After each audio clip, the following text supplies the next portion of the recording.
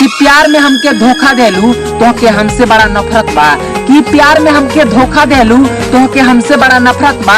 अरे जा तारू तो जा, मगर इहे अफसोस बा कि तोरा संगे उ खिंचावल फटौआ हमके बड़ा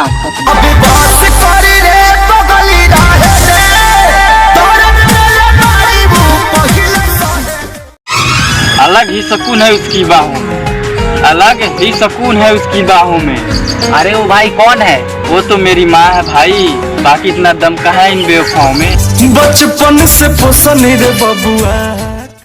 अरे कि अपनों ने दिया धोखा गैरों से शिकायत किया, अरे कि अपनों ने दिया धोखा गैरों से शिकायत किया।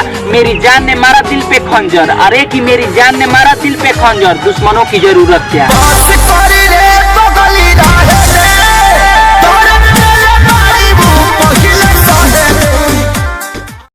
अरे तू किसी दिल की है शांति, मैं तो चिल्लाने वाला शेर हूँ।